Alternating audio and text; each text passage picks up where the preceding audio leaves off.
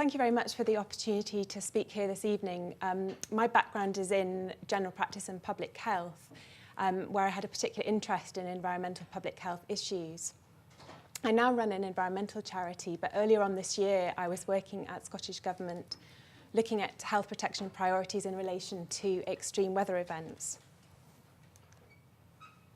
So I just wanted to start this talk just by briefly highlighting the three key messages that I hope will come through through the rest of the talk. So the first one is that extreme weather does have health impacts, and these can be envisaged as being direct impacts as a result of the weather event itself, and also indirect impacts as a result of the weather's effect on other things like on infrastructure, for example, power supplies, and on supply chains, etc. So if you take the example of flooding here, you maybe think about the direct consequences in terms of things like drowning.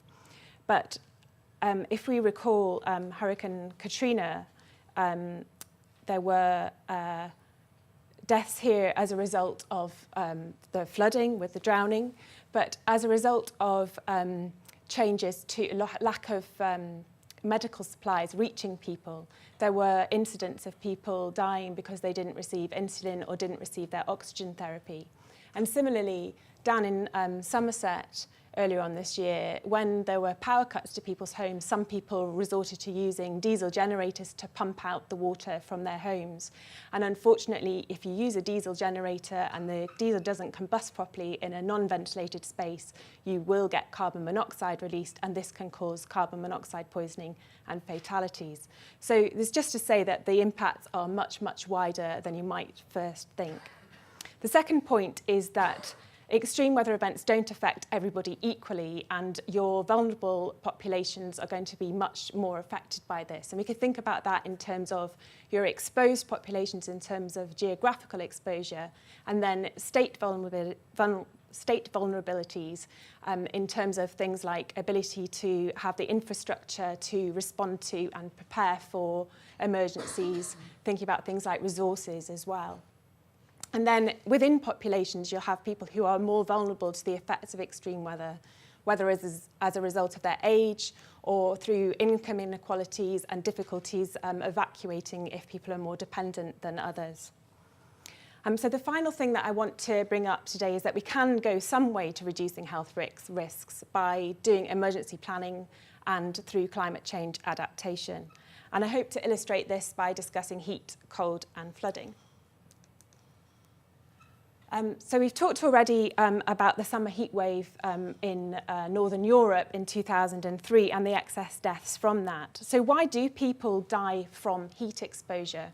Well, your body normally cools itself by a variety of mechanisms, but when the temperature outside the body is hotter than your skin temperature, the only way in which you can cool yourself down is through sweating.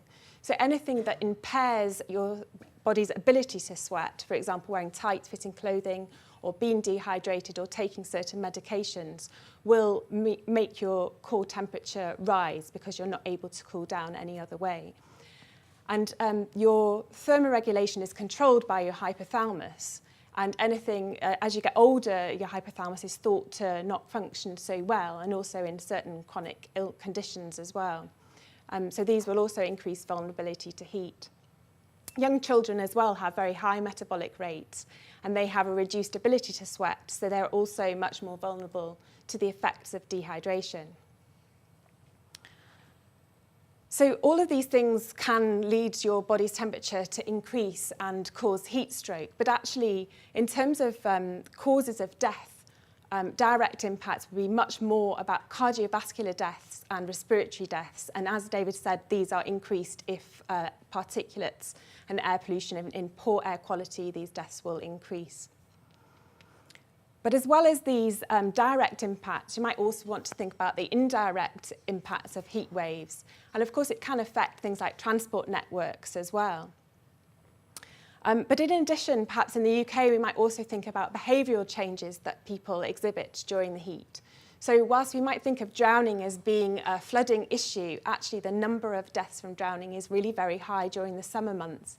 And part of that would be because people choose to do open water swimming or perhaps take more risky behaviours than they might do otherwise. And heat is also thought to impact on people's alcohol use, on violent crime, on insomnia, on suicide rates as well. And of course, people's behaviour in the sunshine. So we'd be particularly concerned about that in Scotland when there's a sort of 30% or so increase in skin cancers. So who is affected by heat? We've already discussed that the elderly and the very young would be affected, but there's a whole long list of different people who might be more dependent on others to fulfil the sort of health protective things that need to be done to reduce somebody's chances of getting heat stroke or illness from the heat. And these health protective things are extraordinarily simple. They're things like drinking plenty of water, keeping yourself cool, keeping your environment cool, and of course looking after others. And certainly buddy systems are very important in heat waves. Friends and family might know people who aren't able to drink plenty of water themselves or keep themselves cool. And taking this a step further, countries that have a much higher risk of heatwave have put in heatwave plans, and these provide a mechanism through sort of different levels of activity to respond to expectations of increased temperature thresholds over time. But in sort of epidemiological projections suggest that whilst the heat wave deaths summer deaths will increase by 257%, which sounds like an awful lot, and cold weather related deaths will reduce by 2% by the 2050s. In fact, because your baseline of numbers of deaths in the UK from heat wave related deaths is almost an order of magnitude smaller than the number of people who die from cold related deaths, this is still something that we need to consider. So you're talking about 2,000 deaths as a baseline across the whole of the UK for heat related deaths, and 41,000 deaths across the UK for cold related deaths. So quite a big difference, and that's why we're still talking about cold. And in the UK, variability is the key. And so although we have a warming climate in general, we are very much affected by variable weather. And this includes very, very cold snaps. And the first picture here on the right-hand side is of cars all covered in snow in front of the George Washington Bridge in New York. And that was earlier on this year when they had a very prolonged cold period. And the other picture is of a gentleman huddled up by the tram sign at Haymarket Station during a snowy period here in 2010. And you can see that this guy is not in a great place in the snow. It's pretty exposed, and he seems to be at quite a lot of risk of health effects, I would say. So when we talk about health effects to do with cold, we maybe think about hypothermia and the guy perhaps walking home from the pub who doesn't quite make it. But in fact, in terms of excess winter mortality, it's heart attacks and strokes and respiratory disease that actually cause a lot of those deaths. And as well as the direct impacts of the cold weather can also affect things like power supplies and supplies of food and fuel and things to places. So we also have to think about that. And the knock-on effects as well on health service and the burden on health services during the winter months. And there won't be a health board in Scotland that hasn't started quite a long time ago and probably all the way through the year its winter bed planning for the excess admissions that will occur during the winter months. And I read a statistic as well that said that for every degree drop in temperature below 5 degrees, there's a 19% increase in GP consultation rates, which is a pretty big burden on an already overstretched service. So who's at risk of cold? Well, obviously anyone who's exposed to the elements will be at risk. But these excess winter deaths tend to occur in elderly people, particularly in females. And they think from studies that a lot of this is due to poor housing quality and thermal efficiency in homes. So moving on now to talk about flooding, this is a satellite picture of Hurricane Katrina reaching the Gulf Coast and the flooding that David talked about in New Orleans as well. And a picture at the bottom of the Houston aerodrome where a lot of people were evacuated from the state of Louisiana. Hurricane Katrina caused about 1,800 deaths, and it was said to be the most costly natural disaster ever, costing $108 billion. And there was quite a lot of criticism of the federal emergency response at that time. And of course, these storm levees didn't hold and flooded 80% of the city. So across the world, they say in the last 30 years that 200,000 people have been killed by flooding and 2.8 billion people affected by flooding. And in the last 10 years, just in Europe alone, 1,000 people have been killed and 3.4 million people affected by flooding. And as David said, we have our own floods and storm events here in the UK. The top right picture is a flood warning map, and you'll see that every region of England and Wales has a severe flood warning out. That was in January this year, and also severe flood warnings in many parts of Scotland as well. David mentioned as well the coastal flooding that happened in December last year, and that was said to be the most serious coastal flooding event in the last 60 years. But as he said, this time people didn't die in this event, whereas the last time around 500 people died both on land and at sea. And this is thought to be due to the early warning systems and the coastal defences that are in place.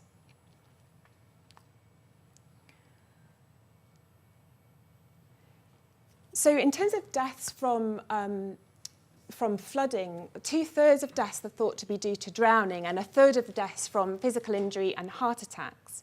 And then indirect deaths from the consequences of flooding on cleanup operations and power supply damage. So you might think of deaths then in terms of electrocutions, fires, and carbon monoxide poisoning. In terms of causing morbidity, obviously you would think about infection and other injuries, but also mental health. This is a hugely stressful life event. It causes huge disruption to people's usual social networks and can give a very heavy burden on people's financial concerns as well, in terms of insurance costs and maybe even in terms of employment opportunities. And the usual sort of structure of life isn't there anymore if you're moved on and moved somewhere else. So mental health is something that we need to think about quite strongly in terms of flooding. In terms of vulnerability, obviously exposure, being on a low-lying island or living on a floodplain, and 1 in 6 houses down in England are said to be at risk of flooding. And then state factors such as building flood defences or not, and also maintaining them and making sure they actually work. And then individual factors such as dependency or anything that will affect somebody's ability to evacuate or the particular needs that they may have upon evacuation. So what can we do about all of this? Well, I just wanted to talk briefly through this model that comes from the Intergovernmental Panel on Climate Change. You'll see in the middle that there's a circle indicating disaster risk. And then on one side, the impact of climate, including natural variability and anthropogenic climate change, affecting those weather events. And then on the other side, looking at disaster risk management and climate change adaptation. And the aim of this really is to squeeze that disaster risk to be as small as possible by trying to reduce people's vulnerability and exposure through these methods of disaster risk management and climate change adaptation. And in an ideal world, these would be included in development policy and planning, and particularly things that are perhaps needed anyway, like surveillance, sanitation, water supplies, and things like early warning systems. So in terms of emergency planning in Scotland, there is an annual risk assessment done, the National Risk Assessment, which comes up with the threats and hazards that are most likely to affect the UK. And you'll see from the pictures here, the terrorism, severe weather, cold, flooding, pandemic flu, and volcanic ash. And these aren't notional events, these have all actually happened in the last few years. And the consequences of each one of these things is actually remarkably similar, even though they're very different. Each of sort of transport and terror may disrupt they all disrupt transport of, they all disrupt fuel and power supplies. So they all have effects. You know, people could be isolated by the snow or unable to maintain their power or food supplies through flooding. So essentially, the approach of government is consequence management, and to a large part, the response is generic, and they prepare for anything, not everything.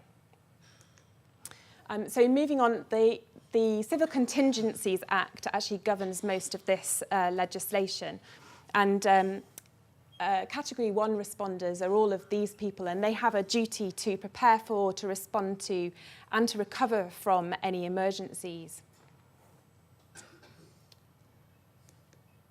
We are very lucky in the UK to have the Natural Hazards Partnership. This is a sort of early warning system, a one-stop shop that will give you a daily assessment of any threats and hazards from natural causes. And this is supposed to and does aid planning and emergency response. And this includes a huge range of different organisations, as varied as the Space Agency. And this sounds a little bit like science fiction, but actually any sort of space weather event like a sun coronal injection can affect Earth by causing geomagnetic storms. And actually that has happened. In 1859, there was an event called the Carrington event. And this actually put out the whole telegraph system in the United States and caused a huge knock-on effect. So anything that happened now like that would affect our electricity and power supplies and satellite communications. And this would have a huge economic effect, but it would actually also impact quite strongly on health. So it's good that we've got the early warning systems. And we can see from things like the flooding, 1953 flooding to the present day, how early warning systems have helped our planning for emergencies. So in terms of climate change adaptation, I just wanted to read through this quote, but I'll leave you to read it yourselves. Jared Diamond isn't the only person who's come up with this, and actually respected organisations such as NASA have also reached the same conclusions in articles that they've written on climate change and the rise and fall of civilisations. And they say that climate change, drought in particular, has been at least partly responsible for the rise and fall of many ancient civilisations. Our way of life depends on a stable climate, and faced with a changing climate, we must learn the lessons of past collapsed civilisations and adapt. So I'm pleased to say that we do have a climate change adaptation programme in Scotland, which was laid before Parliament earlier on this year, and that puts a statutory requirement on public bodies to work towards the policies that are listed there. And there's a lot of work actually already done on severe weather through work on buildings and infrastructure, and then a lot of work by the resilience team at Scottish Government and elsewhere, looking at things like psychosocial recovery guidance on flooding, improving the Ready Scotland website, which provides advice on emergencies to the public and communities and businesses, and also things like improving flood alerts and improving housing quality. So in addition to those sort of policies, there are also proposals there to put in place an extreme weather event all-hazard health protection plan. And that sort of recognises that a lot of the responses to extreme weather across different health would be the same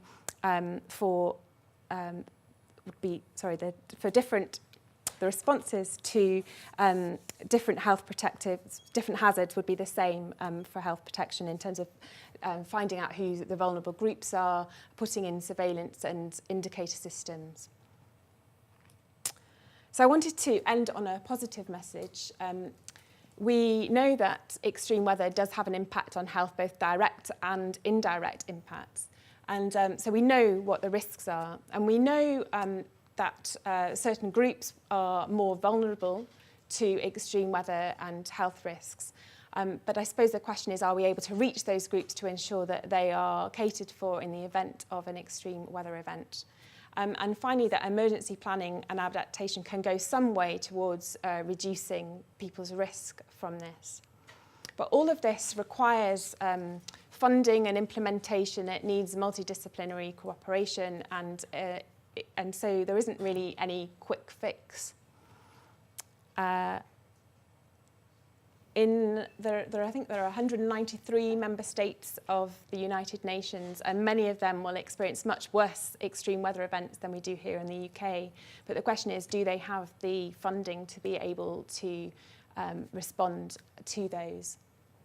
And of course, ideally, emergency planning and adaptation would be included in development policies. Thank you very much.